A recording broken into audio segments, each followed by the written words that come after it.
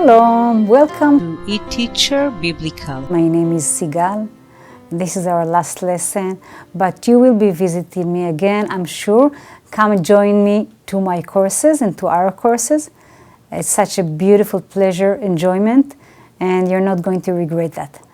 I would like us to finish with such a beautiful chart here. You see the chart looks many symbols on this chart, and the reason for the chart is to tell you that actually what you have today on your English keyboards, and you can see that on the very right hand side under the Latin column, you see the letters A, B, D, etc.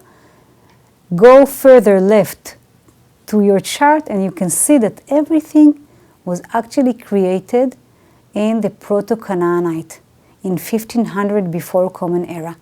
So this is what we call an ancient Hebrew. I know it sounds very awkward and some of you are very skeptical about it, but it is actually truth. So what happened with Proto-Canaanites? They invented something magnificent. They invented a system of a letter as we know today. Instead of having many symbols, many characters, they just thought of minimizing it, just representing a sound. So the Proto-Canaanites developed their letter by drawing a picture of something that began with a sound they wanted to represent. For example, if you can see here the picture that looks like water. Water in Hebrew is mayim. Now, the Proto-Canaanite took this drawing, it looks like waves, like water, and that's what they drew to represent the sound of M. Now, can you tell me that this does not look like the letter M in English? Of course it does.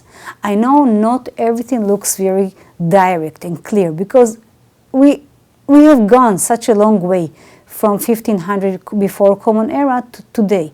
But still you can see the resemblance. Look at the ox. Just turn it around a little bit and you can get the letter A. Erase the eyes. Take each one of the symbols that the Proto-Canaanite drew, and then you will see what you have in English as for today. Now you may ask yourself, how come the Hebrew characters on the second column look different? Because the reason they were emerged after or under the influence of the Aramaic, so they got more squarish shape. Still, they are coming from the same root. So now, once we know all of those, I want to show you the last slide. I know you know this slide because you have done this before. But what you can see in this slide, that there are many words in red here. The reason is that every student of ours can read all those red words.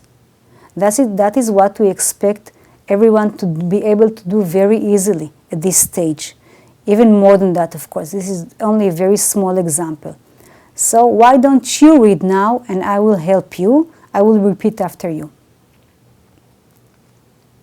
Vayar Elohim et haor ki tov, vayavdel Elohim ben haor uben hachoshech, ויקרא אלוהים לאור יום, ולחושך קר הלילה, ויהי ערב, ויהי בוקר, יום אחד. And the very final exercise for you is a translating exercise. We have a text here from Shmuel 17:49. No translation here because you should be able to translate it as for now. I'm going to read it and you will translate it at home later. וישלח דוד את ידו אל הכלי. That's it, and I hope to see you. אז תודה רבה and להתראות.